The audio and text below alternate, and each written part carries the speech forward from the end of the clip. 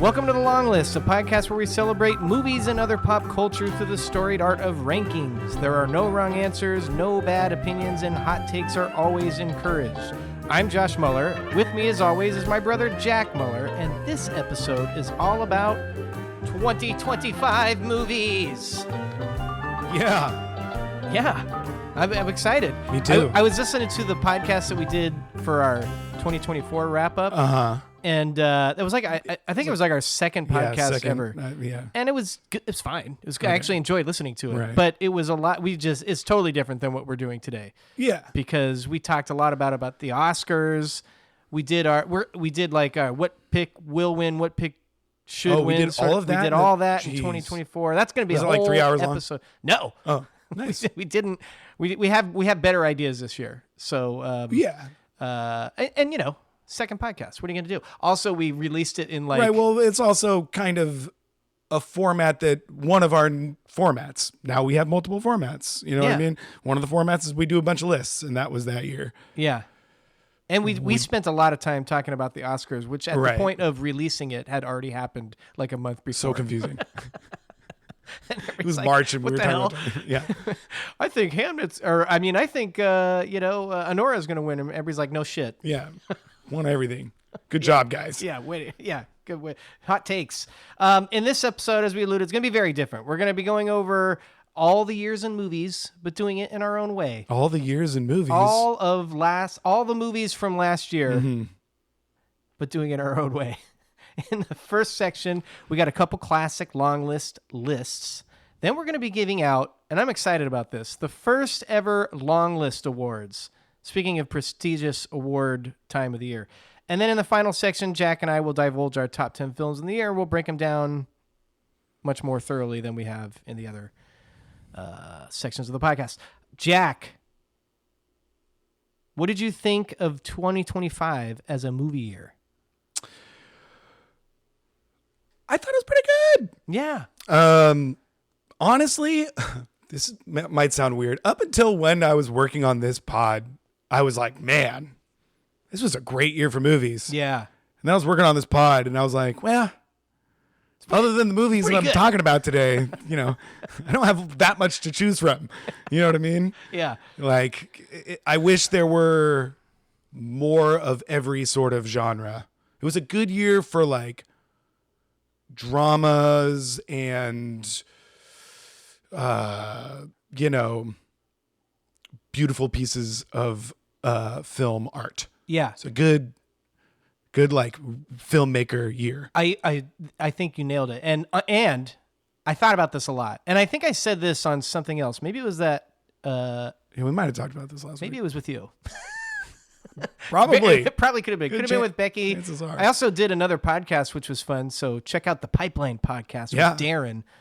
He invited me on, and that's on YouTube at least. Might be on other ones, and maybe we talked about it with him. I don't remember, but I think this was a really good movie year, but it's not a great movie year because the big tentpole franchise movies that were coming out were kind of lackluster, and we got them. Like Sinners became that, but I don't think anyone was expecting that. And it was just kind of like a nice bonus, but like... It's funny, we're like usually always like, not enough IP movies. I mean, there were some good like franchise movies this year, but let's get some original stuff. And now it's like all original stuff. We're like, where's all the good franchise? No, I guess my point is that would take it from like a good movie year to a great movie year. Because we get those movies every year, and you and I want the original stuff. Right. But we also want the Fantastic Fours and the comedies. And we want those to be everything. Good. So, and I would say for the most part, they were solid. My favorite of those type of movies was Superman, and you didn't even like that movie. I didn't. So I think that's kind of where we're at. But the next step down, like all the... But I mean, also, it was a fine movie. I was just like frustrated by it watching it. Yeah. It was wasn't long. bad. Right. I think is what you're saying. No, but it's just, why do we need to do this? Right. I agree. And if it was great... Might have an interesting take on this later. Okay. But my overall point, which sounds like you kind of agree with, like if Superman was great, and if Fantastic Four got Marvel back, and if Jurassic World was a cool rethinking of the franchise, I think we're looking at this year as like an all-timer, because maybe not an all-timer, but we did get a lot of really good movies this year. They were just sort of like the original fun movies that we want to be good, like we always talk about. Those were good. Right. With as always, with some exceptions, but Sinners was awesome. I don't think the bench wasn't that deep. The bench wasn't that deep. Yeah. Well, yeah. Great starting five. Great starting five. Yeah. Yeah. Had a few like a really good 6th, 7th, and 8th man. Right. But then it starts to fall off a little bit. Just comparing it to last year, I considered last year sort of the year of the 3.5 star movie year, which is a Letterboxd reference. That's how I rate movies out of 5. And I thought, a lot of good ones, not a lot of great ones. This year, I think all my top 10s were 4 stars or better. Yep. So it's deeper, and the deeper movies were better. But then there was a drop off, and there were just solid, and there were a couple clunkers that I'm sure we'll get into in some fashion. Yeah. Is this the best movie year since COVID? What was 2023 like? I got it right here. Tell me. So here are my top movies of 2023. Into the Spider-Verse, or maybe whatever the second Spider-Verse movie was. Past Lives, Oppenheimer, The Holdovers, The Killer, How to Blow Up a Pipeline. Yeah, it was the Mission Impossible was great. We had John Wick 4, Air, Godzilla -1, that, and Barbie, Taste of Things, Anatomy of a Fall. I really like all of those movies. Yeah. And I could keep going. Dungeons and Dragons, Rye Lane, American Fiction, Poor Things, Killers of Flower Moon. I'm not even saying some of the big ones. Are You There, God? It's Me, Margaret. Like, these are all really good movies to me. And so that's what I'm stacking that up against. And I can't really read out my list for 2025 because that defeats the purpose of the end of the podcast. So, but this is by me comparable pulling to me. out 2023, that was because I had a feeling. I was like, I feel like 2023 was kind of a big one, and it was the Barbenheimer year. Yes. So it was kind of like a movies are back sort of thing. I think you pulled out the right movie year. I wasn't on Letterboxd for 2022, so I can't just pull that up. And then 2021 and 2020 was COVID, and I admittedly, I've said this before, both my kids were pretty young, and I just didn't watch movies during COVID, at like newer movies. I was watching comfort movies a lot, but I just didn't watch a ton of like movies from that year. Right. This is the first year that we are kind of officially beyond the COVID stretch, because movies are a 2 to 4 year ordeal usually, and this being plus there was a strike. Plus there was a strike, which pushed it back. Okay, yeah. So even more so, I think we are free from that now a little bit, and it feels like that, and also thematically feels like it a little bit, and so in that sense, good job. Yeah. And I think everybody after the strike and COVID was like, just wait for 2023. It's going to happen. Just wait for 2024. It's going to happen. Just wait for 2025. It's going to happen. And to some extent it did. Mm-hmm. I don't know that we're fully back. I don't know that we'll ever get fully back to where we were in like the early 2000s. I think those times are over probably. But I like a lot of these movies. Those times are over. I think that's what I think. Both literally and figuratively. Well. But I like a lot of these movies. And leading into my next question, we got a lot of big movies coming out next year. Do you think, gut feeling, will 2026 be a better movie year than 2025? Yes. I think I go with yes too. Seems like there's a lot of both big movies in fun sense and big movies in big sense, if that makes sense. I mean, you got Dune and you've got and The Odyssey. We got a Spielberg coming out. Right. We got which an kind of Avengers toes the movie line in coming out. between the fun and the big. Yeah. But then you also got, Doomsday and a Spider-Man. Yep. And then there's always movies. Wuthering Heights. Yeah. Well, yeah. And then there's always movies, and I think that's probably what I should have said earlier when I said, is this a good movie year? There's always movies that you don't know about that sneak up on you, especially in the latter half of the year when some of the smaller movies try to like stick their names in for the award race. Yeah. Like, we're going to get those. If those movies are good, great. If the big tentpole movies that we're expecting for next year are good, I think we're really cooking. So big tentpole movies this year were like I could have told you that Superman I wasn't gonna blow me away. I just knew that it was gonna had that feeling. Jurassic Park, did not expect that to blow me away. You know what I mean? Yeah. Bummer that it didn't happen. Right. Whereas, I mean, I'm a Marvel guy, so maybe I have a dog in that fight. But Spider-Man, let's go, man. I'm thinking good things. Doomsday. I'm nervous about Doomsday, but at the same time, I'll go see it and I'll keep an open mind. And that secret messages in the teaser trailers. I mean, sign me up. They're already thinking about it more so than most people. Here's my take on that. Like you lost people with so much content, with overloading the movies, having 6 shows for every character, and now we're doing this. And I was like, if this doesn't land, this just seems like another cheap trick where you're doing too much. Yeah. Just make a good movie. Everybody's going to go see your movie. It's an Avengers movie. Everybody's going to go see it. Just make it good. And maybe they did. I don't know. Yeah, but also you could, right. But doing too much is kind of like really what they had to make a 20-second teaser, like 5 of them.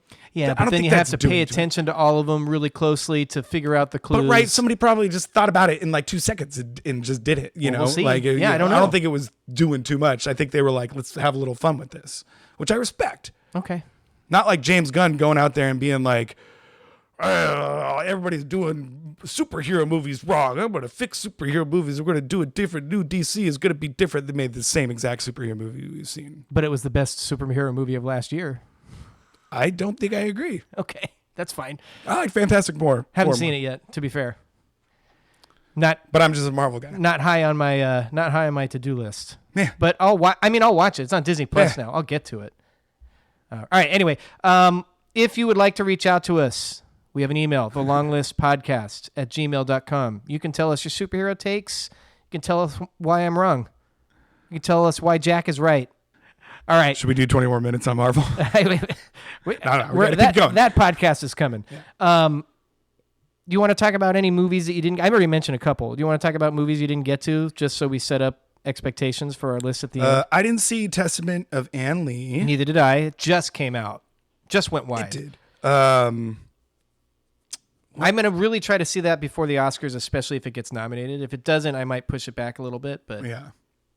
I mean, there are obviously a bunch that I didn't see. I didn't see Jurassic World. I didn't see Fantastic Four. I didn't see the new Captain America. Didn't see that. Won't see that. Don't care. Don't care. I didn't see The Long Walk, which had a moment like in the summer or the fall. Just saying. Here are the 2 big ones, at least for movies that I have a reasonable expectation that could like crack the top 10 if I were to redo it. If I Had Legs, I'd Kick You. I did not see. You saw that.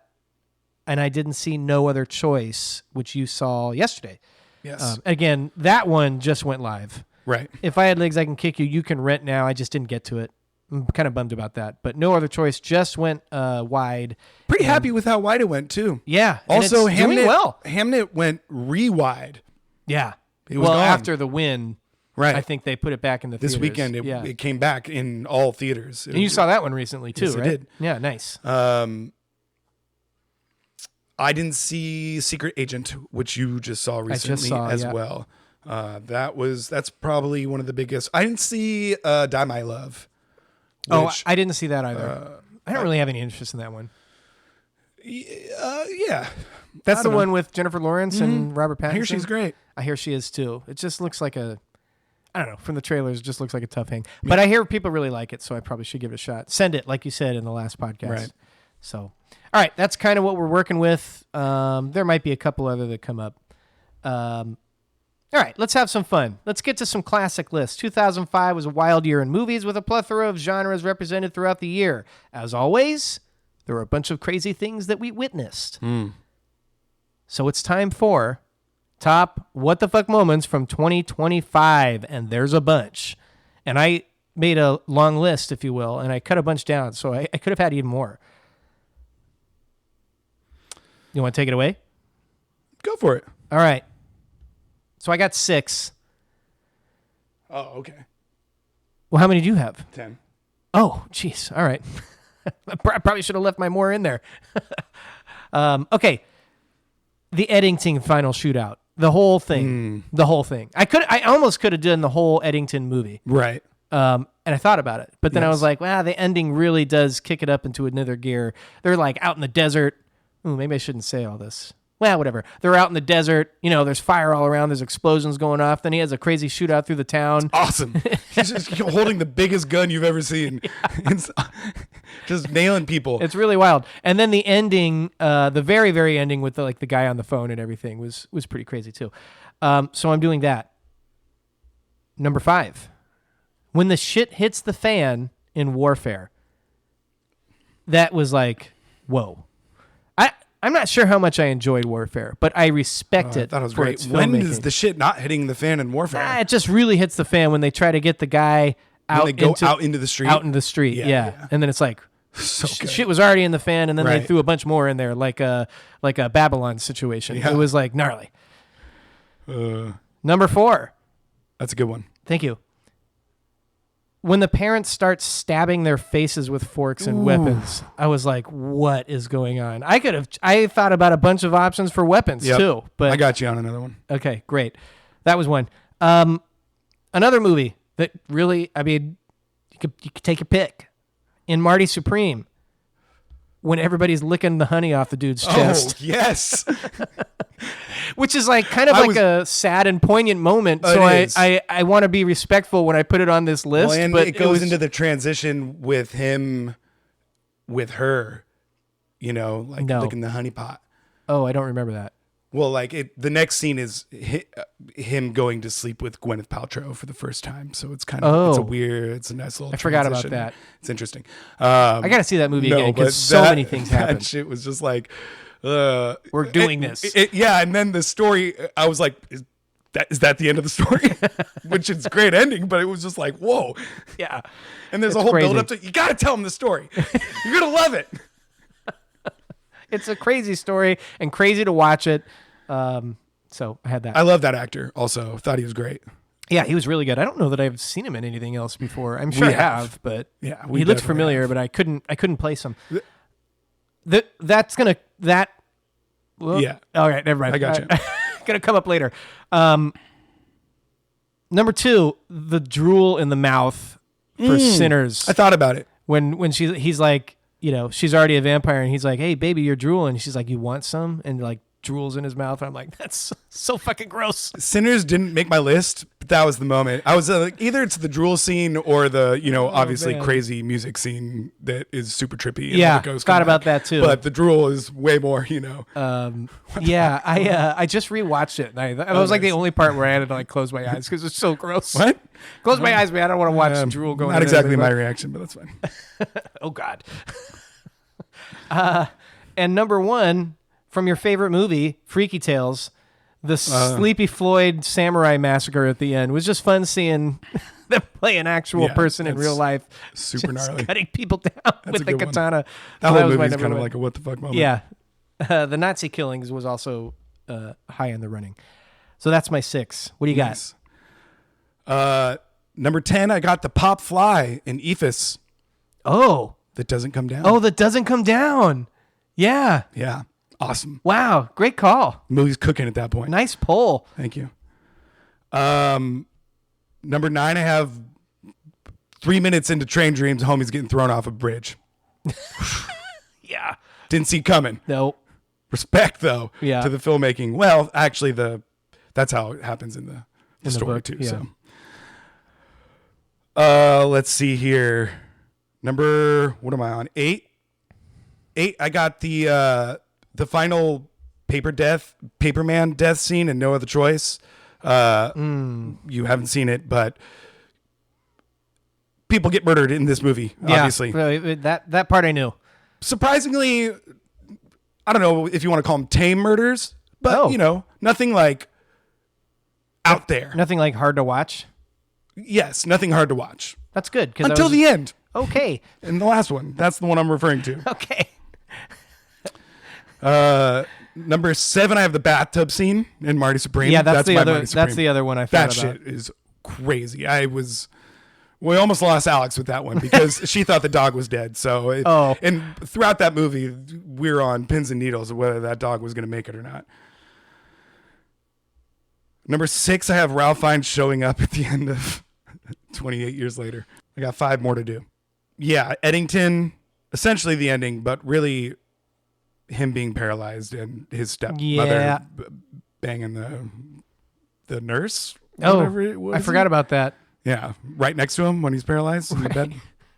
Just like, what the fuck? Amongst so many others. Yeah. So many just like good ones too. That is just like, what's happening? Yeah. Hour 2.5 into this movie. And that's what we're ending with. Any interaction with the giant hole in the ceiling, and if I had legs, I'd kick you. If you've seen this movie, you know what I'm talking about. They come back to it a lot, and none of them are normal. And it's just a whole thing. That I get it, a whole thing. It's a whole. I get it, a whole thing. It's happening, and probably an allegory of birth and a vagina. Number 2, I have the Christmas Adventurers Club. Oh yeah, yep. Didn't see that one coming. No. Merry Christmas. Still Hail Saint Nick. Hail Saint Nick. God, I love those nuggets. And number 1, I have the gas station scene in Weapons. Oh, yeah. Which is one of my favorite scenes of the year. Yeah. And God, that was gnarly, too. Yeah. Oh, my God. Scary. So scary. It's really scary. So good. Oh, my goodness. Good call. Good list. Thank you. We didn't have a lot of repeats either. That was like... Yeah, pretty much Eddington, which you weren't specific about, and I was. That might have been it. Oh. You missed one? I missed one. The basement electric shock torture to the sound of Green Day's Basket Case in Begonia. Oh, yeah. Because that scene's really, really gnarly, and she's screaming at the top of her lungs. And Jesse Plemons is actually cooking, and his face is just like, doesn't know what he's doing right now. Yeah. And homie, Dawn is just like freaking out, telling him to stop. And it's just like Basket Case playing super loudly the whole time. I respected it in the theater. Shout out Green Day. Yeah. You want to head right into hot takes? Oh, you saw Begonia in the theater? Yeah. Jeez. Saw it at Alameda Theater. 2 people left. Two like, older ladies. At what point? Oh, early. Interesting. Yeah, they hadn't even gotten like real weird yet, and they were like, I can't believe this is unbelievable," Yeah. and they just got up and left, and I was like, "Oh, didn't make it. We lost a couple." I kind of like it more now. I've never left a movie. I don't think. All right, hot take section. This is something we always try to do, and like I feel like most of the time we're on the same wavelength. So I don't know how hot these takes are going to be for the people in the room, but yeah, I have limited. This was tough for me. Yeah, I didn't have. I came up with 5, but maybe I'm just too scared. No, I'm just kidding. Oh, I'm not scared. I just like didn't. I either think all my opinions are right, or it's hard to distinguish which ones are going to be admonished by the general public. You want to go first, or you want me to go first? Hit it. All right. Number 5. Frankenstein was bad. I just don't like it. I know a lot of people love it. It just didn't work for me. And, Yeah. Everybody that's like, "Oh, but what about this?" I'm like, no, that was not good. Yeah. So I don't care about that. I certainly just don't care about it anymore. I think I was defending it a little bit at the time. I was like, I don't know. It's had some moments, and maybe it did. I think I had a good time watching it. Yeah. I have no desire to see it ever again. Yeah, none. I was talking about, speaking of the Darren on that podcast, he was like, "Did you see Frankenstein?" It was like one of my favorite movies of the year. I was like, I did not really like it that much. And I was, I don't want to I don't know the guy, so I didn't want to start up a fight. And let me be clear, if you like Frankenstein, that's great. I'm glad it worked for you. And I'm not saying anything about that. It just didn't work for me. And on really any level for me. So bad movie. Got it. Don't bring up Frankenstein. Put that down in my notes. It's not that bad. I just don't understand how it's in the awards race. I absolutely baffles me. I'm 90% sure it's going to be nominated for Best Picture. Especially since 50% of people seem to not like it. Also, just don't get it. Yeah, it's like Amelia Perez of last year. Hopefully without the added baggage. Although A lot of people like that movie one was too. kind of cool. Yeah. Number 4, Ethan Hawke gave the best male lead performance of the year, but he will not win. And He won't. wouldn't be terribly shocked if he wasn't nominated, just because I'm not hearing a lot about it. But he was great, and he was the best out of everybody I saw. Nice. So moving on. Predator Badlands was good, but wasn't even the best Predator movie that came out this year. Not only is it towards the bottom of the Predator canon, which is very top heavy, but Predator Killer of Killers, the animated anthology movie, was better than this movie. I had more fun watching it. So moving on. If the rest of A House of Dynamite was as good as the first section, it would be a top 10, maybe top 5 movie of the year for me. Yeah, I realized today that House of Dynamite didn't come up enough in this, but I can say right now that is just literally maybe the worst ending I've seen in a long time. It was really bad. And the second... absolutely insane. It wasn't even an ending. No. It just stopped. Just stopped. We're done. And even the second... Like, I knew we were in trouble when I just wasn't that interested in the second section of the movie where they kind of tell you the same story from a different angle. Usually that stuff works for me if it's handled well. But this, I don't know. I haven't seen it in a few months, and I don't Idris remember all Elba the gives a career-destroying role. Yeah, performance. he was bad. Bad. Yeah. Bad acting. Don't think he's a bad actor. Totally miscast, too. But just bad. I don't know if miscast. It was just horrible performance. I also think, like... It was like nobody directed him. You're having someone do the American president, and we're getting a British guy. It's like, Well, yeah, but he was already operating. He always plays an American dude. I guess so. Anyway, it was not good. Number 1, might not be a Paul Mescal fan. Oh, yeah, I'm a little. Actually, I'm not scared. I'm gonna stick to my original guns that I said. People are coming for me on this one. I know he's charming as fuck. I guess I know he's everyone's his favorite internet boyfriend. But let's see something else. I just every movie he's the same, and I'm getting sick of it. And I don't know. Like, everybody's like, oh my God, Paul Mescal really looked into the camera really intelligently. And I'm like, what? Like, I don't. Well, is he that good in Hamnet? I don't know. I thought he was pretty good in Hamnet. I actually thought that he's a little underrated in Hamnet. Most people are talking about Jesse Buckley, as they should be. But my thing with Paul Mescal, I haven't seen After Sun. I thought he was okay in Gladiator. I thought he was really good in Hamnet. But I am digging the dude's just vibe at the awards show. Just like, I think Jesse Buckley and Paul Mescal are the new Kate and Leo in this movie. Oh, my goodness. Well, no, they're just like, their interactions together. I mean, he's like crying when she's up on stage. Get it together. He seems like a good Jesus. He's crying. He's about to be Paul McCartney, so he should get used to being a little pussy.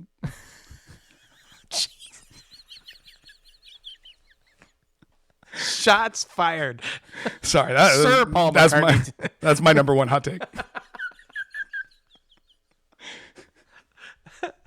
Oh man, I didn't think you were going to outdo me on my Paul Mescal take. What do you think about those Beatles movies? Never heard of anything like that happening before, so color me intrigued. I think this is going to win. That sounds like a lot of money. Well, I don't know when they're coming out, but whenever we do the awards, we have an award for We Appreciate the Swing, But It Missed. Just a little shout out to later in the pod. You think that's what it's going to be? I don't think. Okay. You think if studios have signed on to really trust 4 movies worth of material? I think they're trusting that people will go see Beatles movies. What if the first one comes out and it's awful, and then the next one comes out in a month? Horizon over here, you know what I mean? You know what I mean? Yeah. Right, but it's risky, and I don't. By trade, I don't maybe they really have something a little more going off of it. I think that's the optimistic viewpoint. They also have 4 of the biggest heartthrobs. I don't really know anything about that Barry, except for the Paul Mescal part. I don't even know who else is in it. I don't know all the names, but Barry, I guess he's not a heartthrob. Oh, Keegan? Keegan? Yeah. He's Ringo.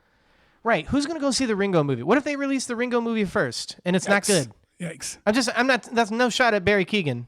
I just don't know. I was saying Yanks shot at Ringo. He's fine. That was a lukewarm shot compared to Paul McCartney. But anyway, I don't know. I'm just very nervous about these. Of course, I'll see at least the first one. And musical biopics, as we said many times, just make me nervous. Like the Michael Jackson one coming out this year. I just have no interest. And it's probably going to make $1 billion because it's Michael Jackson. 500 million. Well, I think people will go for that. But I will be shocked if it's good. And I will admit if I'm wrong. I'm nervous about the Michael Jackson thing, not because I care about it being good or not. Just right. Don't want to go there. Right, yeah, fair. Heard has some sketchy shadows in his past. Anyway, we're getting derailed, huh? Sorry. Oh, years ago, those ones? The Neverland ones. I'm sure I did. I don't remember. You'd remember. Well, then maybe no. Super gnarly. Maybe I didn't want to watch it. I don't remember, but I remember when they came out. All right, what's your hot takes? Give them to me. Can you beat Paul McCartney? Well, no. But in similar vein of your Paul Mescal, I'm at a point where Margaret Qualley shows up in the movie. I'm just like, that's Margaret Qualley. Oh, I love that actually. What do you mean? I just love her. I'd love seeing her in movies. What? Yeah, it's just her. She's never not her. Yeah, she's charming. No. More so than Paul Mescal. She's just like, absolutely not. 100% disagree. Margaret Qualley is just like, really? You couldn't have gotten someone else. No, she's on the rise, dude. I know. It's kind of annoying. She's fine. But she's too young and too not famous enough to me to already think that that's just Margaret Qualley. Fair. Number 4. Guillermo del Toro's fine. What do you mean? He's all right. He's all right. That's it. Oh, just like he's all right. He's just fine. He's fine. Just B. I guess I respect him. C+. Yeah, Got C+ for sure. I mean, I'm with you on that. Make a better movie. You know, it's bad if I think Shape of Water is your best movie. That you think that's his best movie? Maybe that's my hottest take. Yeah, I liked that movie. I did not. It's fine. Fair enough. I mean, it won Best Picture. That's not Pan's Labyrinth. Yeah, Pan's Labyrinth. Pinocchio. Did some other Pan's ones. Labyrinth is pretty cool, but it's boring. It's also gnarly. Number 3, Timmy untimifying himself going into awards season is an all-time flex and power move. Guy was total Marty Supreme asshole all throughout promotion of this film, which I was digging. Yeah, right. But if he did 1 ounce of that up on stage, like he did last year going into this role, do you think he got notes from his PR team? I don't know. Well, I think it was a little.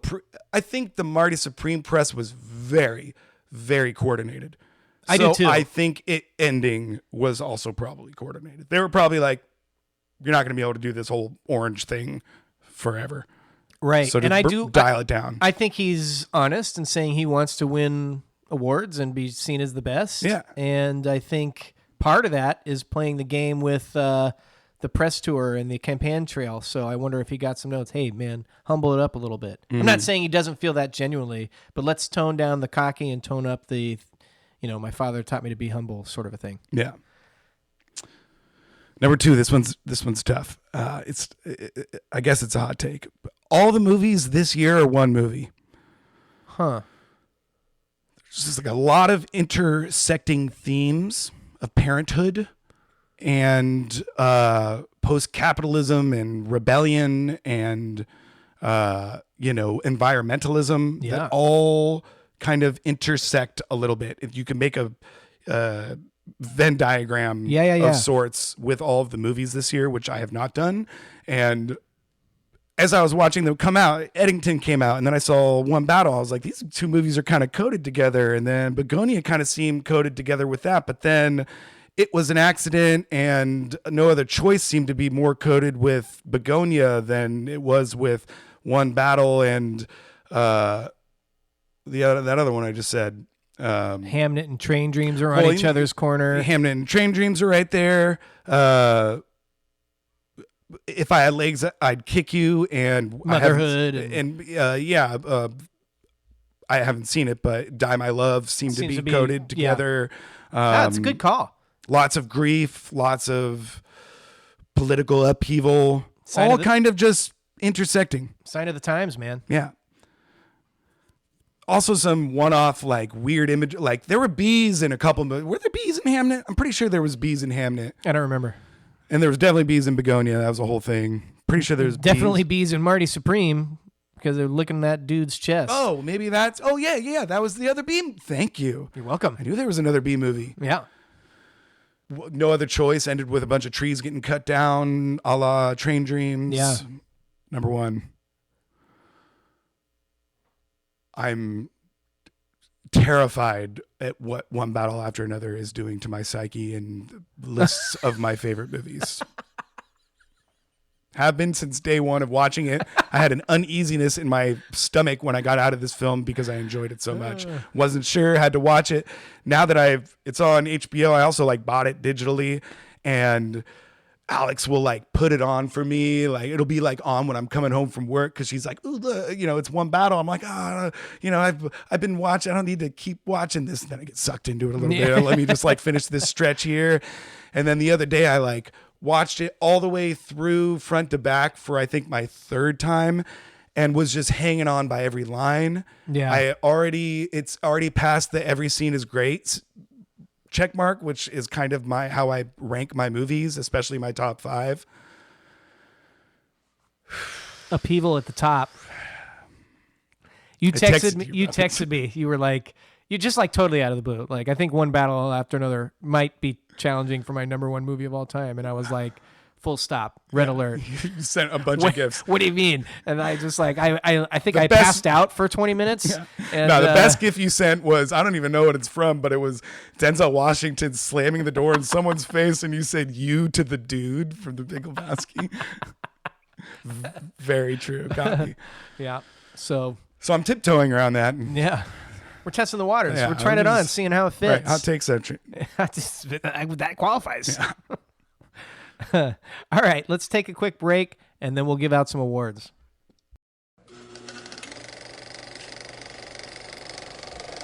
All right, now time for our first ever Longlist Awards, given out to, well, I mean, the categories are weird, to all kinds of things from the year 2025 in movies. Yeah. If we do this again, we just make up other lists? Yeah, probably. Or other awards? Depends. Reuse some? I'm sure we'll think of some more fun awards next year, Yeah. but we'll reuse at least a few of these, I imagine. This is a highly prestigious set of awards given out to the most honorable recipients, Jack. Mm-hmm. We would like to thank and acknowledge all the nominees and wish them best in their future endeavors. So the first award, the Best In-Theater Experience Award. What do you got? Weapons. Weapons was my best in-theater experience this year. Had a great time. My favorite, well, I was told this story, but Alex told me after we got out of the movie, she was like, at one point, I looked away from the camera because I got scared, but I didn't close my eyes. I just looked to the side, and I looked towards you. And everybody else in the movie theater was looking away also, except you. And you were just looking at the screen and you were just smiling so big. Nice. Yeah, that's a good one. I wish I saw it in theaters. I saw it afterwards. So. It was a good time. Bad job by me. I got One Battle After Another. Mm-hmm. And I saw it on the Wednesday before it came out, which was on a Friday, at the Grand Lake Theater, which is my favorite theater. And it was in a packed house in the bottom theater, the really big one with the organ and everything, and it was just, the crowd was nuts, everybody was wild. I saw it with Graham and some of his friends, and Becky was there, and it was a blast. It was so much fun from beginning to end. So that's mine. The Against All Odds, This Worked Award. What do you got? Happy Gilmore 2. Happy Gilmore. Oh, hell yeah, dude. I loved Happy Gilmore 2. Okay. Had a great time. It was like 2 hours long. Yeah. Probably could have come up in a different award for me. Nope. I wouldn't have cut a second of it. Thought it was great. That's interesting. Had a blast. I knew you liked it when I saw it. I didn't really like it. Huh. I just didn't work for me. Wow. The only parts that worked were like the nostalgia parts. But all the cameos, I was like, what's going on? So, but that's the cameos. I didn't even clock really that much. I just thought there were some like banger scenes, and I loved I thought the dynamic of making it a family like comedy, about like him and his sons and stuff, and making that was it his all daughter about, too. Yeah. Just amplified it. His actual daughter, honestly. For the listeners. Right. Yeah. Right. And she was good. I gave it to Blue Moon, which is like my guy Linklater, 2 really different movies released towards the end of the year. But this was like, I'm calling it the highbrow hangout movie, which is basically, if you haven't seen it or don't know what it is, this is the Ethan Hawke I was talking about earlier, where he gave the best performance. But it's essentially about the writing partner before Rodgers and Hammerstein, everybody knows Rodgers and Hammerstein, and it's Richard Rodgers. His original partner was Lorenz Hart, which was played by Ethan Hawke, and it's essentially Ethan Hawke going to the after party after seeing the debut of Oklahoma, the first and ridiculously popular play that still gets played, that was written by Rodgers and Hammerstein, the new partnership, and it's just set in one location, and it's just a bunch of conversations in rooms. It's about, characters or real life people that don't get talked about much anymore. And I just can't believe it worked. I'm happy that I have that movie. I loved it. And if you would have told me that, I guess it didn't work in the box office since. Right. I don't know how many people saw it. No, but it's well received for sure. Yeah. And I can't believe it got greenlit. And I'm very happy to have this movie. And it's not like other Richard Linklater movie. Well, it is, because it's a hangout movie, but it's a different speed. I'd like to input a surprise award here. Oh, please. For best rant in any movie this year, and it goes to Ethan Hawke giving his review of Oklahoma, which is absolutely, obviously he's bitter, and his partner went on to make Oklahoma, but like, and I honestly don't think I've ever seen Oklahoma, but like everything he says in his rant is essentially like why I wouldn't want to see Oklahoma. Yeah, right. He's just like, it's a hokey mess that is just like trashy, but then he says like it's gonna go on. There's a couple great lines in the rant where he's like, it's gonna be remembered forever. Yeah, but it's gonna be bad forever. He says something like that. Something like that. He's cooking in that movie. The best needle drop in a movie this year, for a song or score, I suppose, whatever you think. What do you got? I had trouble with this one. Yeah, I almost did a hot take that was there weren't enough good needle drops in all of my favorite movies of the year. Yeah. But then I thought of like a few, and whatever. But I did a song called Cannot Chase by Lobby Shifree. Okay. Which I've liked for some time now. I think last year I put it on my biannual podcast playlist that I make our father. Uh-huh. And it's did I even say what movie it's from? No, you did not. Wow. I'm hanging on every word because I don't know what you're talking It's about. the last song that plays in Sentimental Value. Oh, okay. And when it dropped, I was like, I know this one. I fucking love this song. And that movie needed a good needle drop at the end for me. And it landed the plane. And I loved the last 5 minutes of that movie. Yeah. Really good song. That one did it for me. Good call. Had a couple other nominees, but yeah, I thought about Dirty Work from One Battle After Another. That was just like a really cool needle drop. Yeah. I went with the score from Sinners when the brothers like first leave to go do their town stuff, and there's just that like bluesy guitar playing. Yeah. And it's really good. And it doesn't really sound like a score because it's blues guitar, but it's really good. So I went with that. Yeah, that might win best score. It might. It won at the Golden Globes, and they didn't show it, and it wasn't televised. Hated it. Yeah. So dumb. Come on, man. Come on, Golden Globes. That's a big award. The worst movie to watch with people you don't know well award. What do you got? If I Had Legs, I Would Kick You. Oh, interesting. Don't watch this with people you don't know. Well, maybe in a theater. But like, yeah. Don't throw it on But with like the with your in-laws. in-law, right? Yeah, not the move. No. I went with Eddington. Yes. for similar reasons. Yes. Just Can't argue with that one. Just at save all. it with the close hive. Yeah. The next award, we could have cut 20 minutes out of this movie award.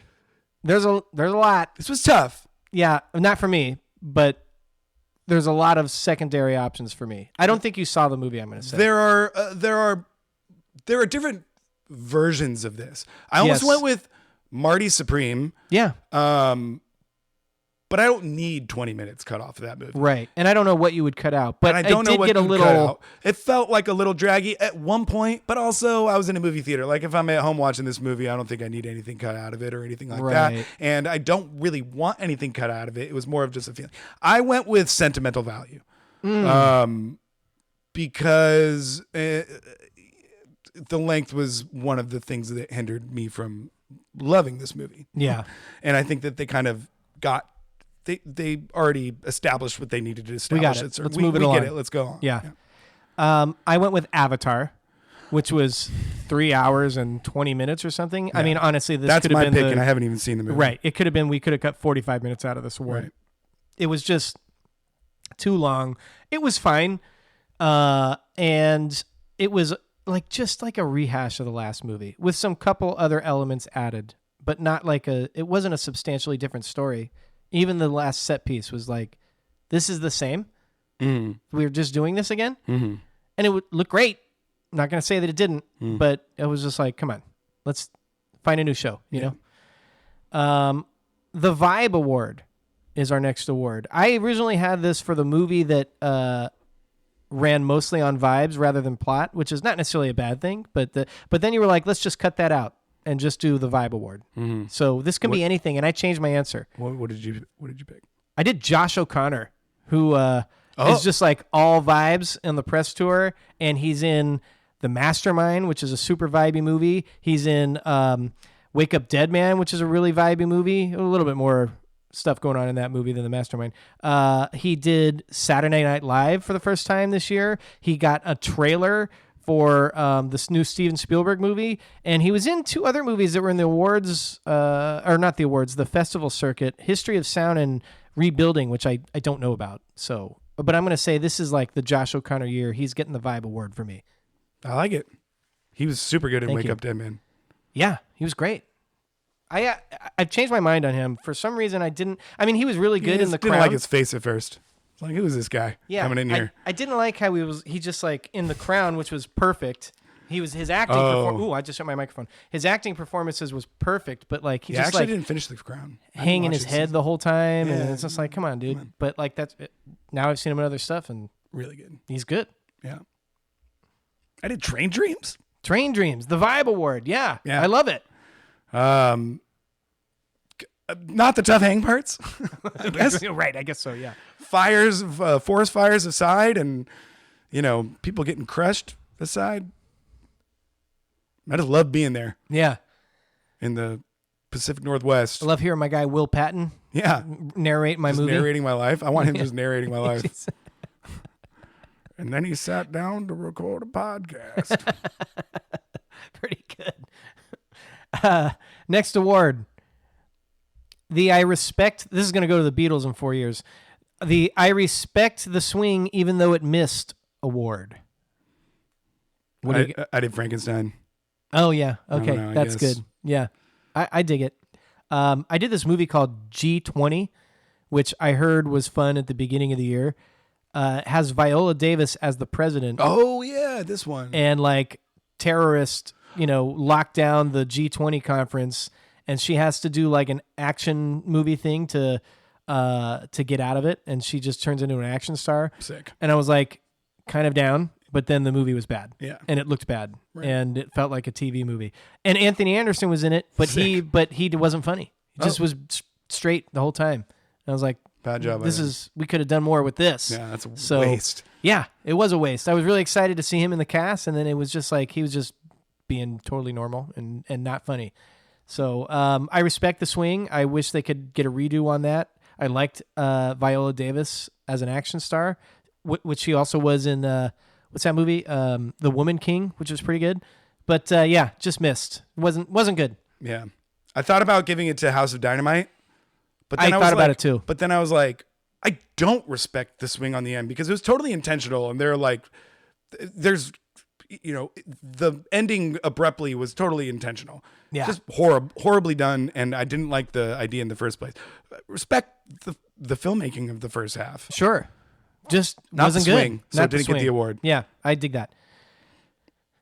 I had trouble with this one too. The best movie that falls apart if you ask one question award. Yeah, I didn't do this one because I didn't have one, and I commented on it. And I was just like, I guess you're thinking of something specific. I wasn't, so I had to really work. I just like the award. So I like the award too. I just didn't have a good example of it. So I have two, but I'm not. I did a little digging. I thought of one, but I don't know if it What'd was you right. think of? I thought of Superman Oh, because I'm sure there's something in there that It was probably- I was nitpicking that thing as we were sitting there, and I just don't remember. I blocked it out of my memory. so I have two. I did the one that I'm not giving the award to is Wake Up Dead Man, and I actually went over it, and it's pretty tight. But it's Yeah. like a really, it's a mystery. There's a lot of moving parts. They're trying to keep things from you at certain times. And I've only seen it once, but I do want to watch it again.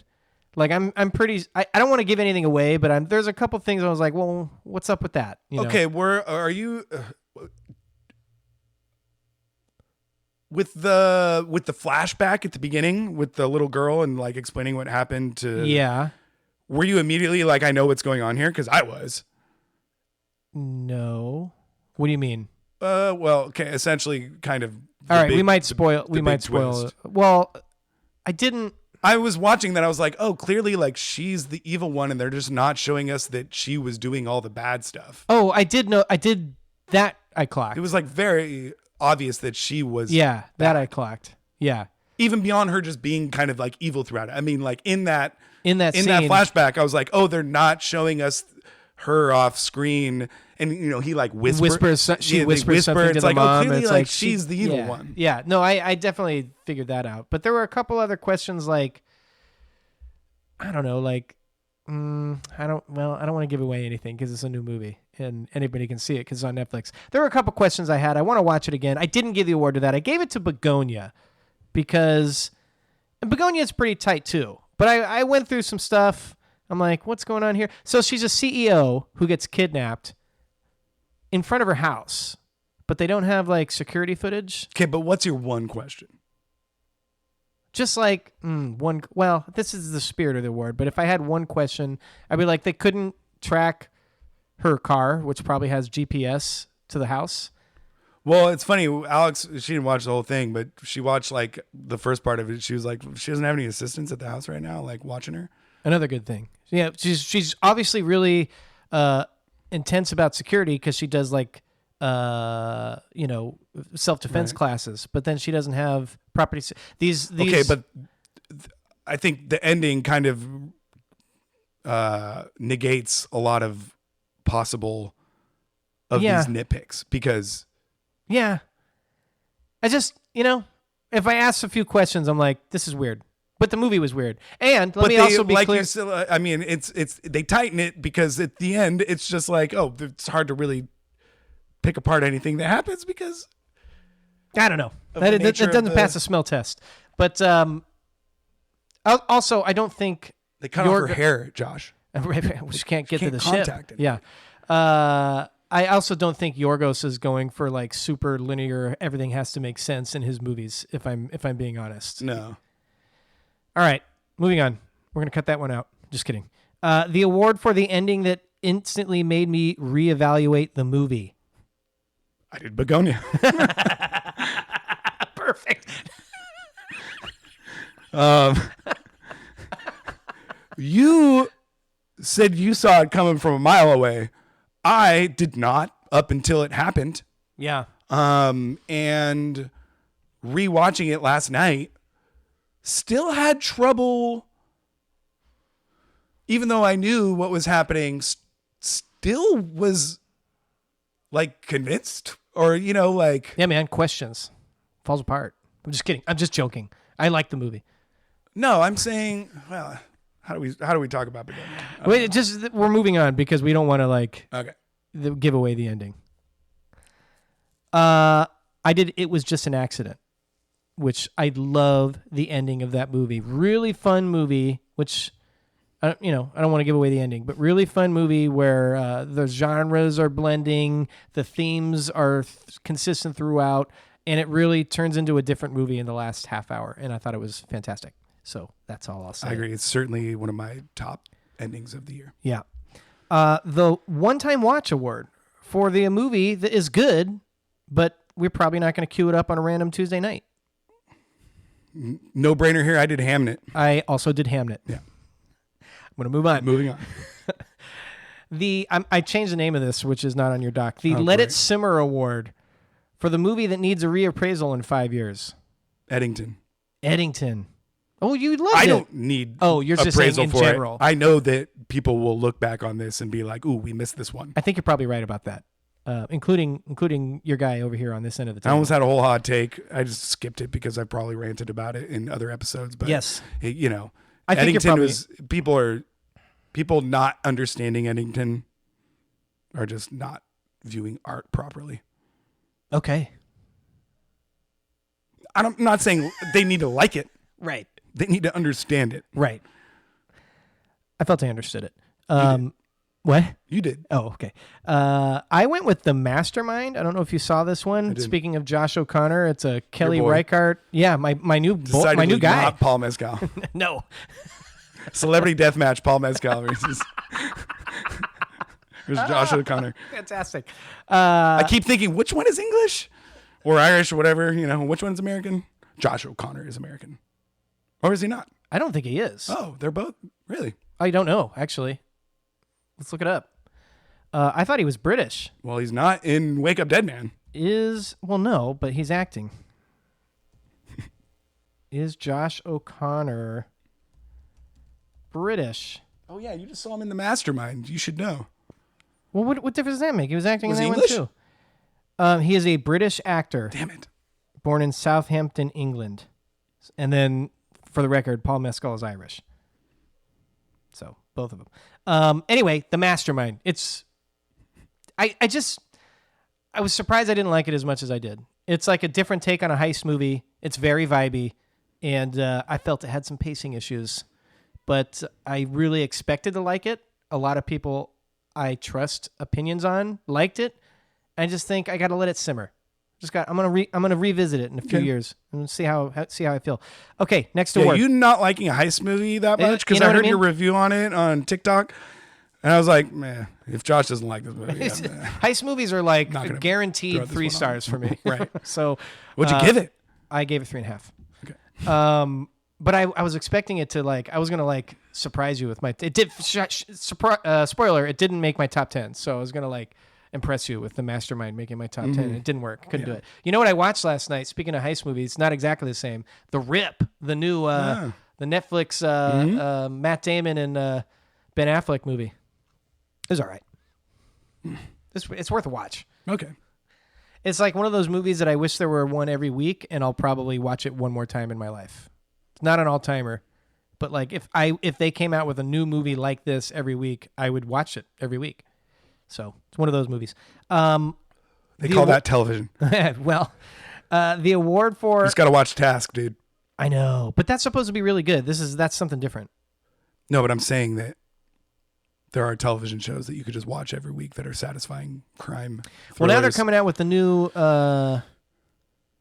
Night of the Seven Kingdoms show, which is probably like the first... I don't even really want to watch it, but I feel like as a... 30 minutes. I feel like... Oh, really? Oh, because I'm into that. Let's get it done. I can still watch a movie afterwards. I feel like as a Song of Ice and Fire fandom flag bearer, I have to watch it, but I don't really want to. Apparently, I hear it's like Game of Thrones, a little bit more lighthearted, kind of like a sports show. I'm in. Yeah. I mean, it makes sense. The story is totally different. The book. Yeah. The book is from the Duncan Egg novellas. Oh, it's totally different. They're not doing it the same story? No. I mean, the book is a different style and structure than the Game of Thrones book. It's like a totally different vibe. It's like an adventure story. Yeah. No, I know. You're telling the people. Sorry. The award for the Oscar campaign we fell for until we saw the movie. What do you got? I don't really like my answer. Okay. I don't even know if I want to say it. Okay. Well, you can take my answer because it's the correct one, which is Jay Kelly. I definitely thought that was going to be an awards contender. And then I saw the movie. I'll take that one. And I was like, this is just a movie. It's fine. Now it's not an awards contender. Yeah, earlier in the year it was. Right. And people were like, "Oh, Jay Kelly, it's coming." Yeah. And then it came out, and I was just like, "It's fine. Yeah. It's not a bad movie." Say the same thing about House of Dynamite. Maybe that'll be. No, that's a good answer. Yeah. That's your answer. That's my answer. I fell for that one big time. Catherine Bigelow doing I fell for that one up until 20 minutes left in the movie. All right, this is a big award. The best action set piece. I think we both have a few written down. I have one winner that I'm pretty good about, but I don't know how you want to do this. I have one clear and away winner, maybe top 5 favorite scenes of all time / sections of movie.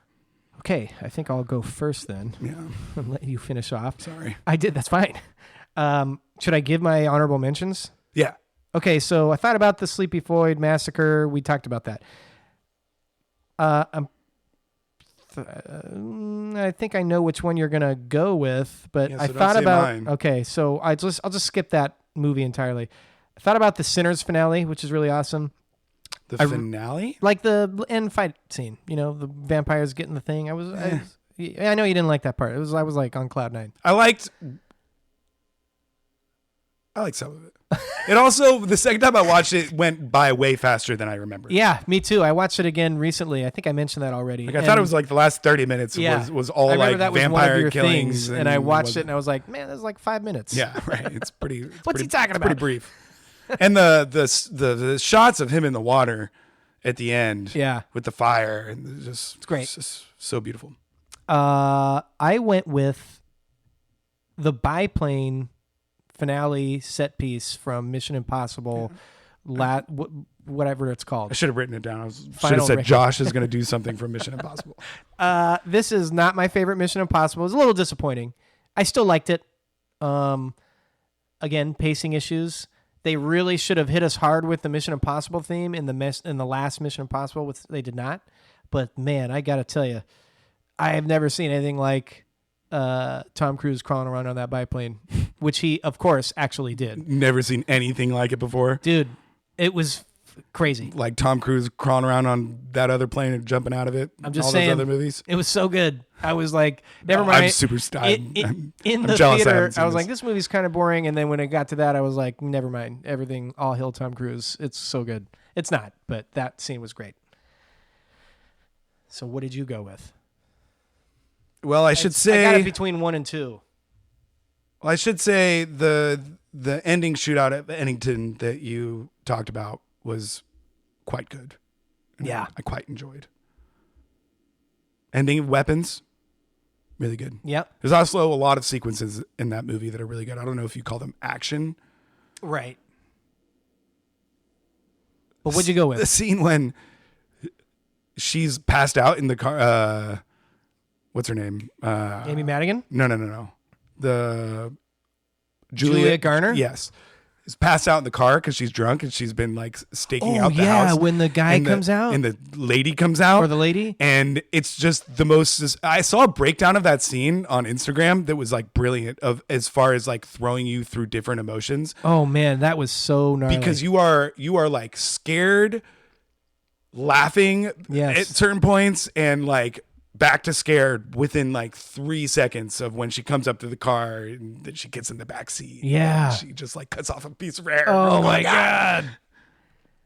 That was Backed and Cross. Yeah. That was from the one. One Battle After Another. That's the one. Is my number one. Yeah. I wrote that down as well. Most elite 30 minutes of any movie this year. Yeah. I've thrown it on. I've literally gotten to the point where I'm like, it's late. I don't want to watch an hour-long TV show. I don't want to watch a movie. Let's just do Back to Cross really fast. Let's just do it. Just cue it up. Honestly, I queued up right when he's having breakfast with Chase Infinity, and then Bluto comes over. What's up, homie? Yo, homie. Yo, homie. Oh no, yeah. What's up, homie? And then that up until he gets rescued from the hospital. Just fantastic. Amazing. I've never seen that before award. Oh wait, I skipped one. The I don't care, I had fun award. Yeah, I did Fantastic Four. Oh, nice. Yeah, which is funny because last week I said no more mid superhero movies, and I was like Superman, super mid, and this one wasn't that good. But you had fun. But I liked it. Yeah. And perfect. Super, super visually appealing. I think that there's a weird thing in it that I don't know exactly what it is, but I think it might be the acting is bad. But there's kind of like, it feels a little like clunky or something. I don't know. Yeah. Well, I'll get back to you. I did Predator, Killer of Killers. Nice. An animated Predator movie. I had fun. Right. Moving on. I've never seen that before award. I had a couple that, wasn't like Dune, where there was like 4 things in the movie that I'd never seen before. But I did have a couple. So my runner-up is the 2 Michael B. Jordans in Sinners. I have seen that before. They did it really well in The Social Network, but this is like they're in every frame and it looks great, and you cannot tell that there are 2 people. Just like the way that technology has increased, they just done it better than anybody else that I've seen. So and props to Michael B. for pulling it off and pulling being 2 different people. Totally. So really, really good. But I went with the F1 in the F1 racer race scenes. In the theater especially, the camera being in like the cockpit, I was just like, this is like the greatest thing I've ever seen. I was just so stoked the whole time.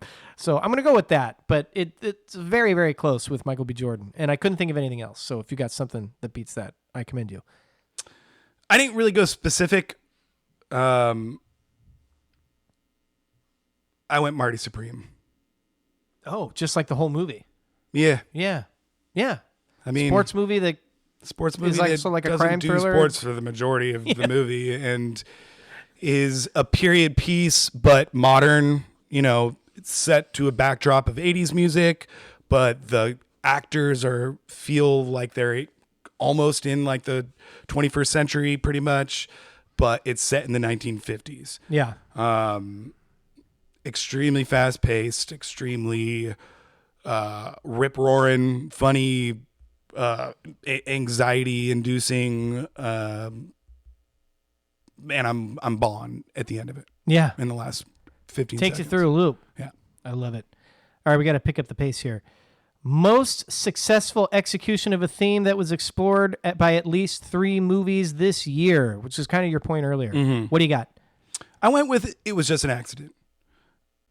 I kind of did like post-capitalism, like sticking it to the man, revenge / violent thriller. Yeah. Someone who feels like they have nothing else to do, which I felt No Other Choice did, felt that Begonia did. And I felt that It Was Just an Accident kind of delivered the best, even though it might version not even, of that. Yeah. That's good. I like that. I went with Train Dreams. So my theme is loss and grief, explored in Hamnet, sentimental value, Frankenstein. Almost went with 28 Years Later, which did it really well. That was like my favorite part of the movie. I almost went with that. Ballad of Wallace Island, Weapons, all kind of are on that and done in different ways. But I thought Train Dreams just floored me. So yep.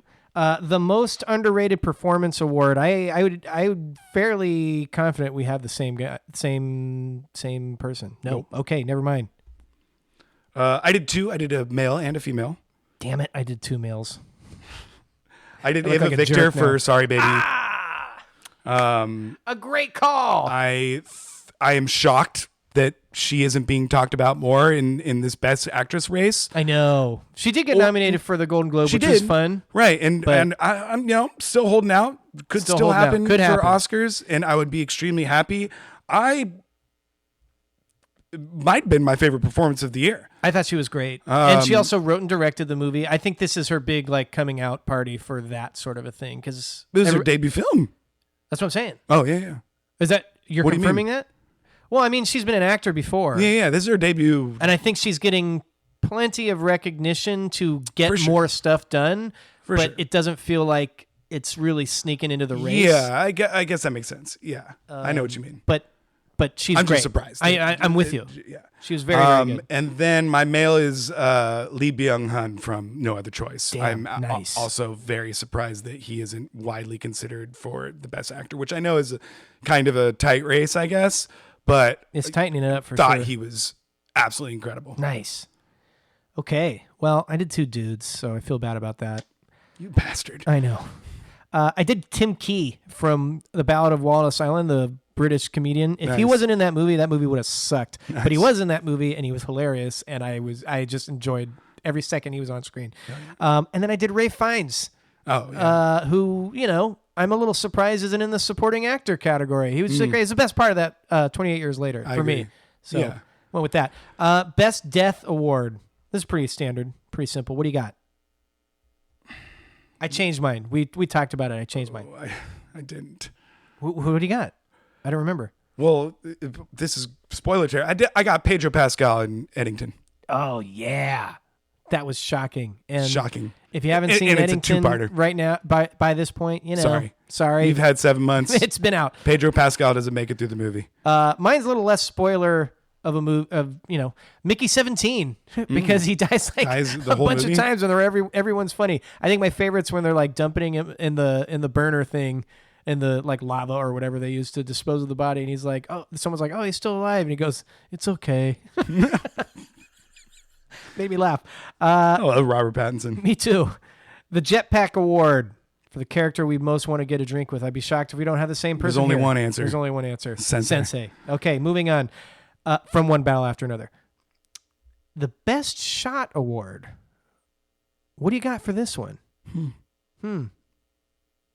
Guess. I don't want to.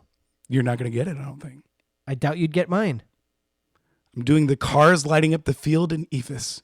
Jack, I did the headlights on the field with Ephes. That's We so did it. great. We did it. Wow, that's so great. You've been hyping this movie up for a while, and I knew that I would like it, whatever, but that moment, literally watching that movie Yeah. in that exact moment, and this is late into, it was 2026, actually, technically, when I actually finally watched it, I was like, that was the best shot of the year. Yeah. I love Immediately. it. I even thought of the one where the fireworks are going off and that guy is looking at him in the dugout. You don't see the fireworks, you just see the lights on him. I was Yeah. like, that's good too, but Yeah. it's the headlights. That's crazy. And We got the same one. just like as a set piece of a scene was awesome. It's like, Yeah. I feel like I haven't seen this before. Yeah. This is brilliant. Could have made that other category. Yeah. That's crazy because I knew you saw it, but we hadn't talked about it yet. Yeah. So that's great. The Flex Casting Award for the most surprising and impressive casting. I would also be shocked if we don't have the same answer here, but I could be wrong. in general, I did it in general too. well, I did it in general and then made it more specific. Okay.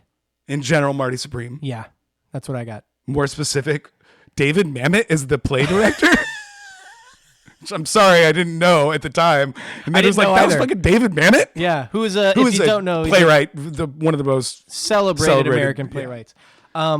Yeah, I'll piggyback. I did the same thing. Kevin O'Leary, who's just a dickhead businessman in real life, not an actor, plays a dickhead businilsman in the movie. and is incredible. And is really good. Yeah. Tyler, the creator, is the friend, and I think this is his first film. I could be wrong. One of his first, I think. His big breakthrough. I know he's been in shows. Penn Jillette of Penn and Teller. I really good. turned to Alex. I was like, I'm pretty sure that's Pendula. She was like, who is that? I was like, I don't have time to explain to you right now. Abel Ferreira is a filmmaker and plays the gangster who lost his dog. And Luke Manley is the friend Yeah. that he stays in his house. And they found him because he went viral. He's a Knicks fan. He's not an actor.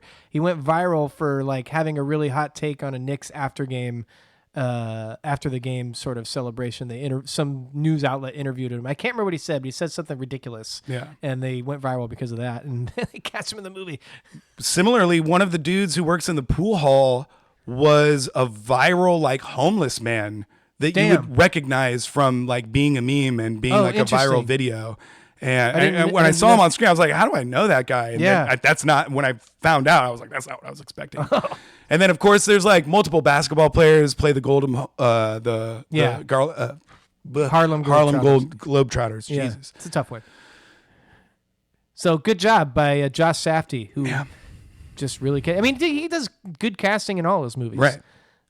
Anyway, congratulations to all the Longlist Award winners. We look forward to doing this again next year. You can bask in your glory, and keep trying for all the nominees that didn't win. Mezcal, we're looking at you. Josh O'Connor. All right, we're going to take another break, and then we'll give our top 10 films of the year.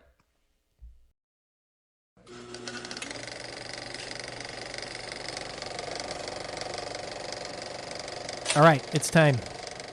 Top 10 films of the year 2025. I'm going to start us off. How did you do? I did fine. Yeah. Was it easy? It was pretty. So I know you just started Letterboxd. This is going to be a lot easier for you next year when you track your movies better. It was easy in that sense because I already had a good idea of what I had ranked because I kept them ranked.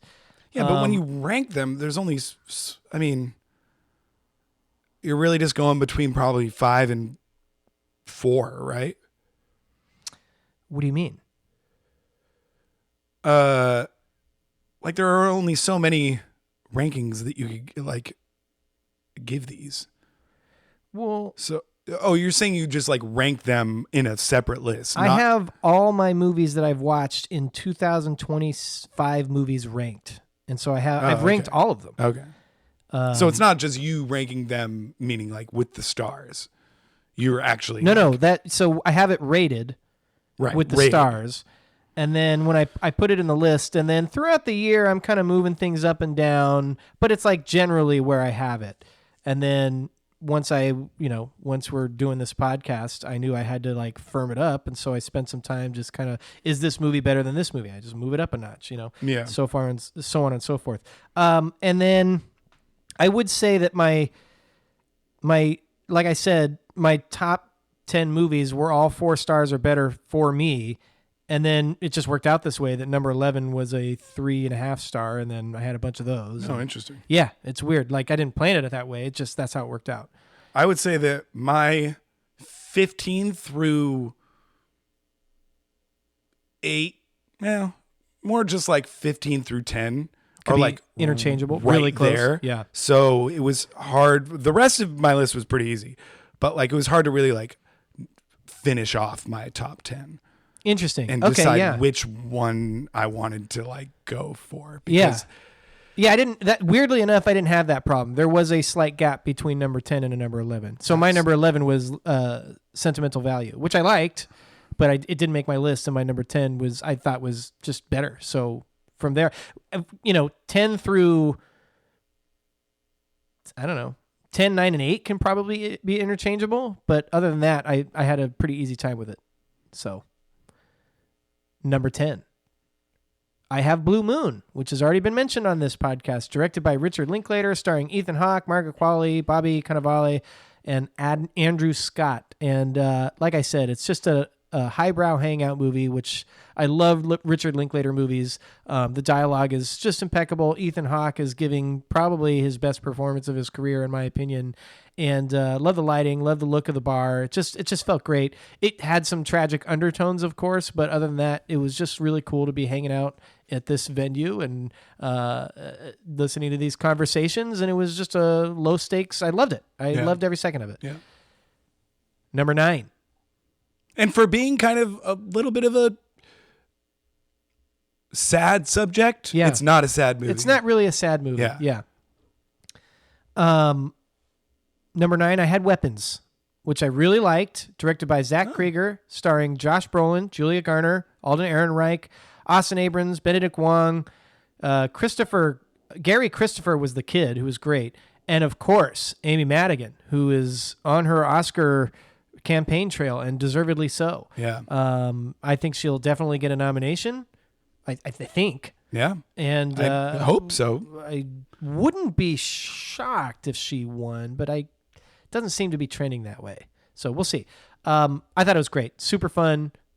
It was scary, but not like terrifyingly scary. Happy you made your top 10. Yeah, it was a lot of suspense, some really gnarly gore, but not like the whole time. Yeah, and like mystery and like intrigue, and they were a bunch of different stories that were like layered on top of each other, like kind of like what House of Dynamite did, but they actually did it well. Yes.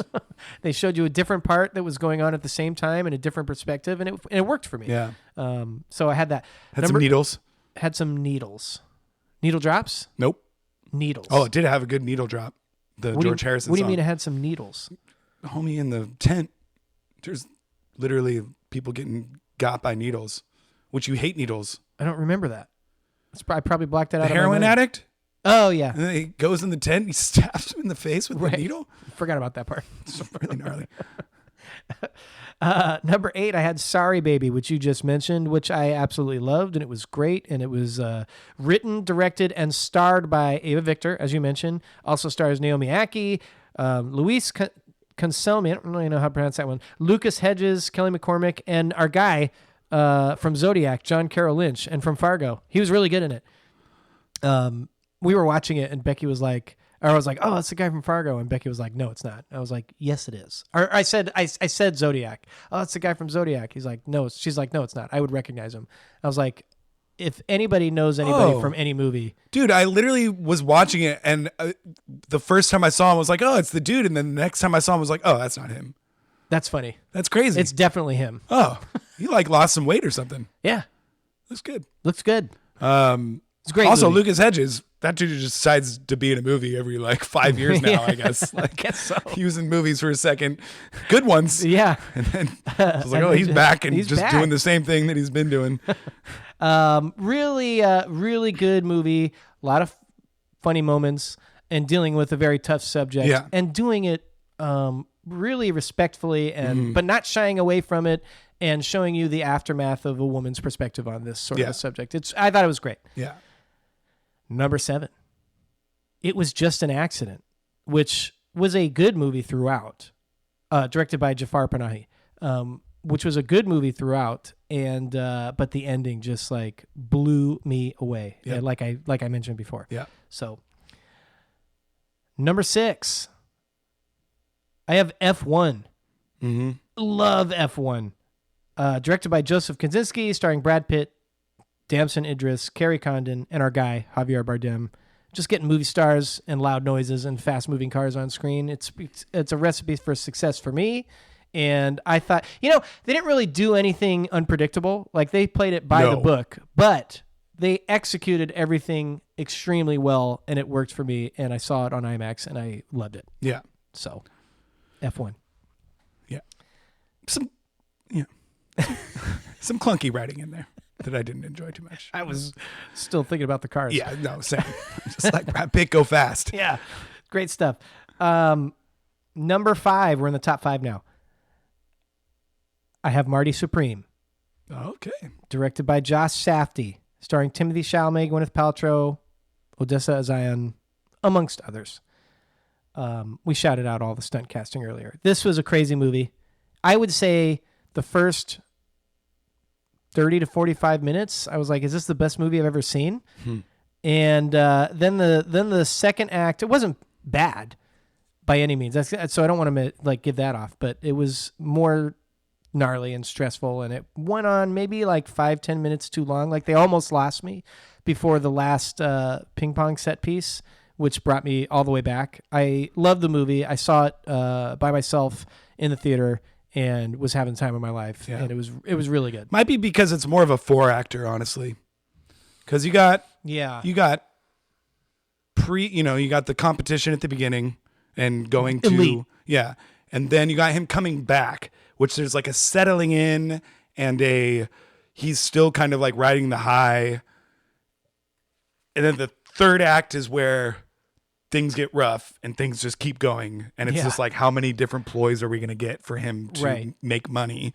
And are we ever going to see ping pong again in this movie? You're right. Then you get one of the most incredible sports sequences ever in the last hour. And then it just hits you with one of the best endings of the year. Yeah. Which some people don't like, but that's okay. What? Some people don't like it. Tell me more. I just think, well, I don't want to spoil the ending. In general, what would they not like about that ending? They not believable and don't think it fits with the character. And are we supposed to like... He changed. Well, first movie, Josh Safdie said, first movie, the first word of the entire movie is change. That's what the whole movie is about. Yeah. Well, some people don't think he would change, which I'm not. That's preposterous. I'm not validating, or I don't even know. They watch a whole movie of someone being like not that good of a guy, and then they change at the end. They're like, oh, no way that this guy would change. Yeah. Because the whole movie, he's being not that good of a guy and screwing everybody over. I mean, I think it's valid. I don't even know if he did change. Just saying, for me, I don't even know if he did change. I'm just saying, like in a month or 6 months, he might go back to being the same guy, but it was still a nice moment. It still worked for the movie. I thought it worked for the movie, even if he didn't change. You disagree? I think he did change, or else they wouldn't end the movie like that. I think he was like, thought this whole world was going to be ping pong and like winning, and then he like won. He was like, that was cool, but immediately someone having that sort of visceral reaction, I think is beautiful, and just being like, yeah, this is it. Yeah. Not believable for some people. Number 4. I had Train Dreams. Should we argue about Marty Supreme?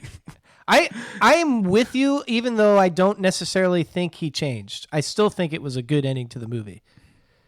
But interesting. It's just hard for me to believe that a guy that is that gung-ho about himself, even if you, exactly. No, I mean, I don't know. I was debating on whether I should spoil the ending. I know. And I think I know what you were going to say.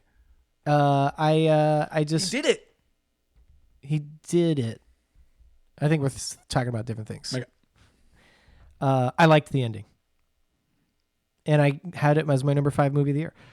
Number 4, Train Dreams. Directed by Clint Bentley. Stars Joel Edgerton, Felicity Jones, William H. Macy, Carrie Condon, and my guy, Will Patton, did the voiceover. This movie floored me. I can't believe we haven't mentioned William H. Macy's name in this entire podcast. It's fantastic. 25 in review. So good. Adam would have had him on all his lists.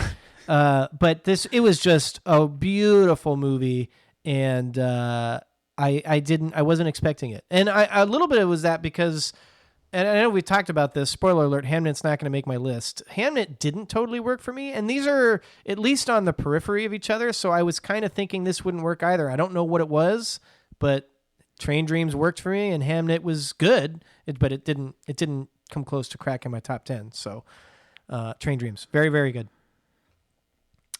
Number 3, I have Sinners, which was an awesome movie. Directed by Ryan Coogler, stars Michael B. Jordan in 2 roles, Haley Steinfeld, Miles Catton, Josh O'Connor, Jamie Lawson, Wunmi Mosaka, and our guy, Delroy Lindo. Just a phenomenal movie. From beginning to end, I'm hooked. I've seen it twice now, and I love the beginning. I love how it takes its time setting up the whole thing, and then I love all the symbolism with it. I love the acting. I love the shots, the action at the end, the vampires. It's just everything works for me. Totally original. And just original in its themes and its intention, but also like definitely it's using a vampire movie. Yeah, definitely using other things as inspiration, which he's been very open about. Looks great. Looks amazing. Sinners, just great. Really, really good. Got it on 4K now. Same. Nice. Thank you. You're welcome. No. I don't think I got it for you. My wife got me that. Mm-hmm. Number 2. Ethos. Yeah. Movies are not objective. They're a subjective thing. Oh. This one struck me hard, and I absolutely love it. I don't think this movie is for everybody because it's a baseball hangout movie. And Oh, by the way, it's directed by Carson Lind. Almost at times tough hangout movie. Yeah.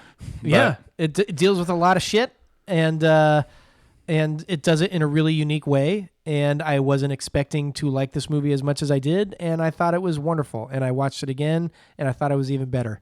So I think this will probably be a movie that much like Sinners, a movie that I watch for the rest of my life. And it was just great. It just hit me hard.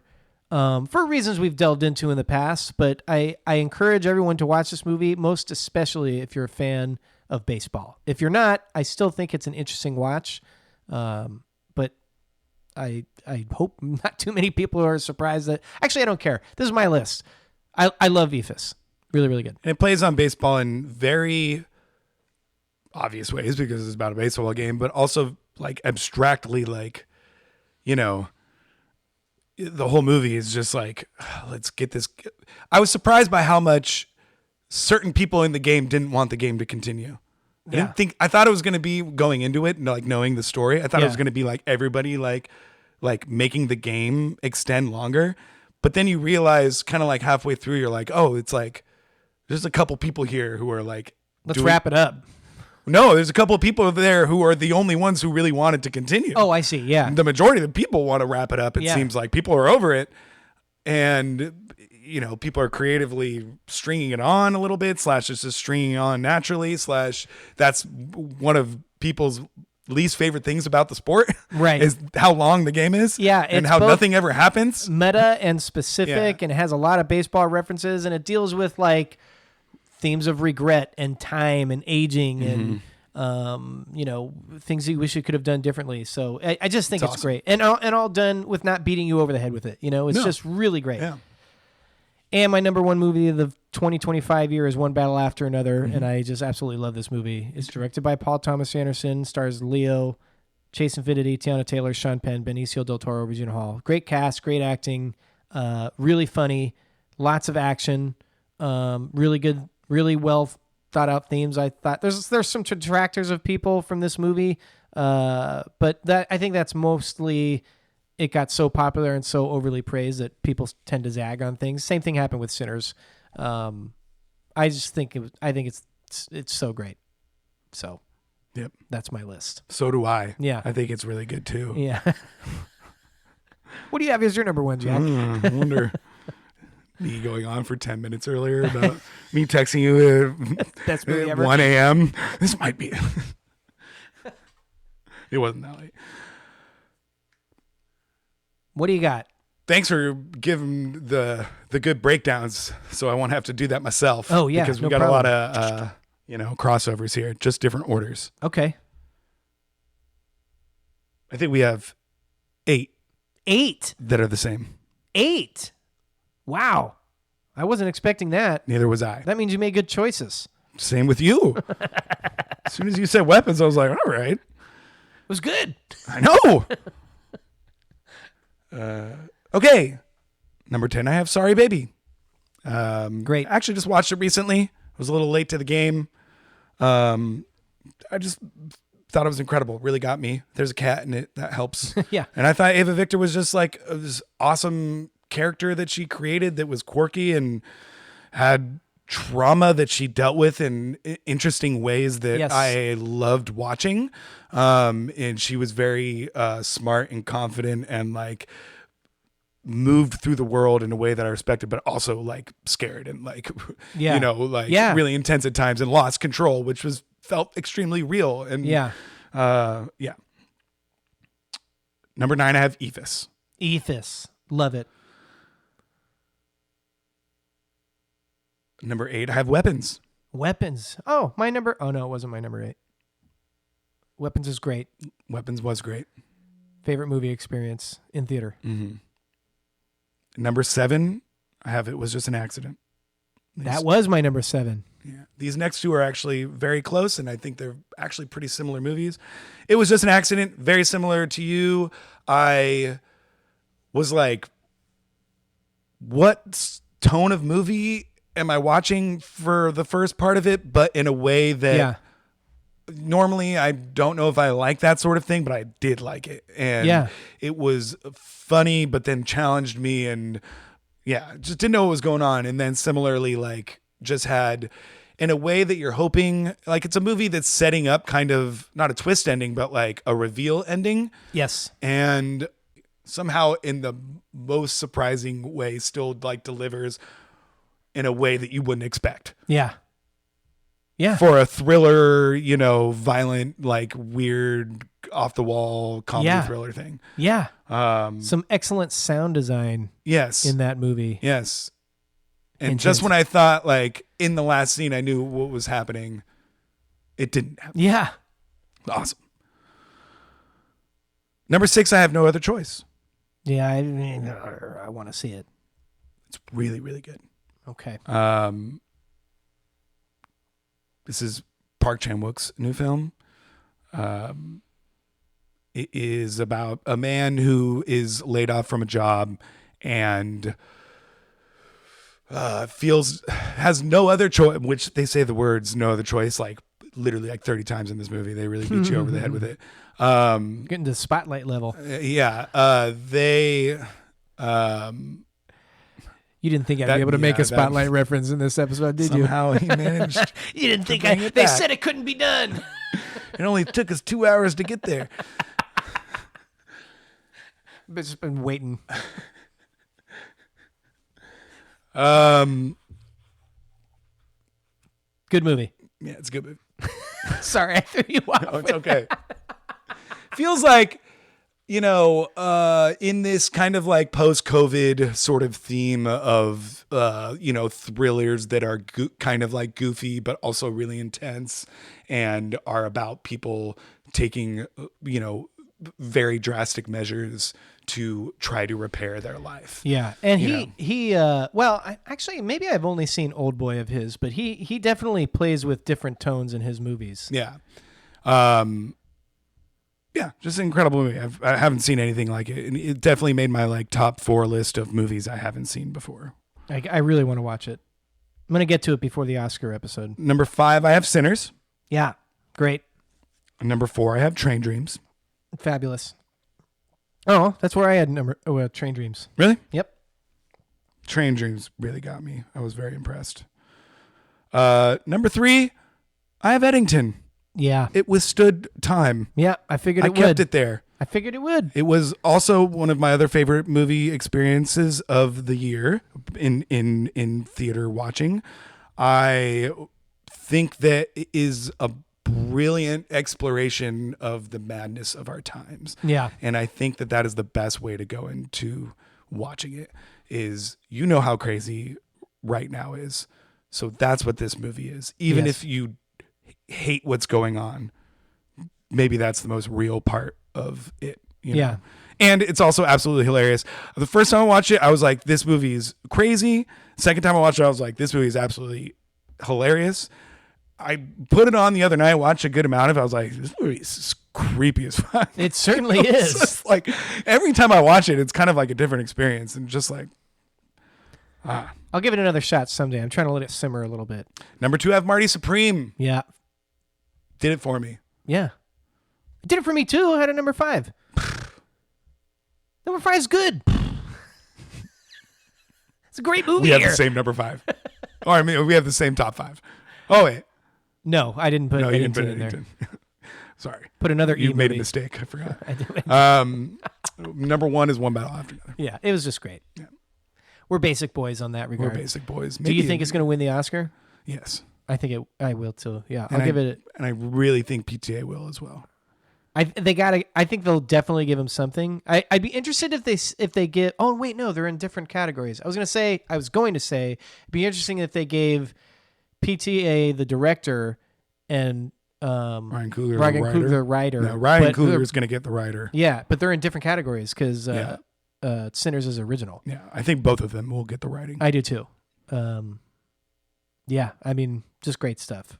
Coogler, man, he needs an Oscar. Well, PTA's never won an Oscar. I know. I think PTA needs the Oscar. I think this is is the year. So Coogler's got plenty of time, but also, come on, man, let's not rely on that. Let's give him an Oscar. And Coogler's lining up all the IP movies. Yeah, as much as he can, which is fine because he does well with them. Fine. And yeah. But then Go that and was make like big movies, why but- he wanted to go do this one, because it's an original movie and it was awesome, just awesome. Do you want to give any runners up?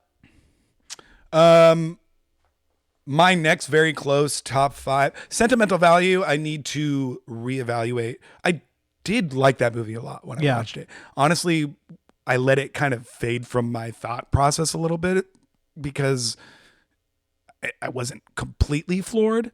Right. I'm pretty sure it made me cry at the end, which is always a good litmus test. I definitely liked it. I thought it was going to be one of my favorites of the year based on what I've heard. For whatever reason, I just wasn't able to connect with the characters. So it just didn't totally grip me. In doing this preparation, I started to become a lot more conflicted and being like, maybe I did like this movie. But that, If I Had Legs, Begonia, F1, and 28 Years Later were all kind of like right there. My next, which again, there was a little bit of a gap between Blue Moon and Sentimental Value, but then the rest of them are really close. And this was kind of like the next level that I'm arbitrarily choosing. Sentimental Value, Battle of Wallace Island, which I really liked. The Phoenician Scheme. Oh, yeah. Wake Up Dead Man was really good. Yeah. Warfare was good too. I liked Warfare. Killer of Killers, Predator movie, and 28 Years Later I also had as that sort of next level. And then there's another little gap, and I had a bunch of other movies, but yeah. Also, was a little disappointed I didn't like Secret Agent as much as I did. But what are you going to do? That's another one that could have gone in the I got to let it simmer and watch it in a few years movie. Oh, yeah, and Hamnet, I guess I should have thrown in there as far as runners-up, but... That was further down the list for me. Really? Yeah. That was really good. It's a great movie. I mean, I had the same problem with Sentimental Value. I just for whatever reason couldn't connect with the characters. And I can't remember if we talked about this. I think we did. Again, do I want to say it? All right, I'm not spoiling anything, but there's one specific thing that if you don't want to hear about Hamnet, fast forward 30 seconds. But they choose that song that's like really popular in movies and in like Instagram reels at the end, as opposed to just doing a score for the end set piece. And it took me out of it. It just took me out of it. I was like, I've heard this. I feel like I'm watching an Instagram video right now. So, I agree. And that's just a me thing. I don't blame anybody for doing that, and it was emotional. And if you don't recognize the song, then it probably hits really hard because that's how that song is utilized. Right. So, but I did recognize it, and it took me out of it, which was kind of a bummer. So, anyway, very specific nitpick. Jack, 2025 movies. Pretty good. We did it. It was a good year. Yeah.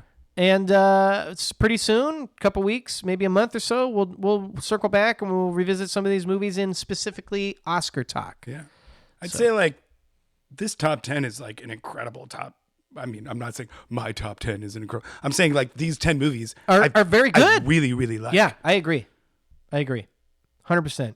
Which I don't know. You can't say in most years. Yeah. Like last year we did our top 5. I think. Oh, really? Specifically because we didn't have 10 films that we were like really confident about. Anyway, but I did have 10 this year. And good job. Good job to all the directors, actors, everybody out there. Good job to the fans. Thank Good you job. for making these movies. Yeah. Anything else you want to say before we wrap it up? No. All right. I'm satisfied. We'll circle back and do some Oscars in a little bit. Again, if you would like to reach out to us, our email is thelonglistpodcast@gmail.com. We'd love to hear from you. Other than that, we've had a lot of fun. Happy New Year, everybody, for the last time. 2026 is going to be a good year for movies, and we're going to be covering it as we go. What do we got next week? Well, we can't say. Oh, okay. There's nothing to do with the Oscars or anything. Yeah. It's just that we're just doing a different episode. We're back to kind of normal. Yeah, we got a couple normal ones, and then I still really want to do the fix the Oscars. I know you do. I don't know how that looks yet. Mm-hmm. We're gonna figure it out, and then the Oscar prediction show will be pretty easy to figure out. So we'll do that. Maybe we'll have to record it a little bit because it comes out on a Sunday. We'll probably want to release it the Tuesday before that Sunday. Sure. So we'll have to do it like 2 weeks out. Okay. So we'll just keep an eye on that. We get those nominations in a couple days. Yeah, the 22nd, I think. the nominations voting just closed. Mm-hmm. So, yeah, we'll do that. Oh, we didn't talk at all about the Golden Globes. Who cares? Right? I had a good time. You had a good time? I liked it. Yeah. I liked it. I like Nikki Glaser, though. I don't. I Really thought like she was Nikki really Glaser. funny. It's fine. Anyway, show the score next time. The score award. Go watch EFIS. Yeah. EFIS. Great. Thanks, everybody.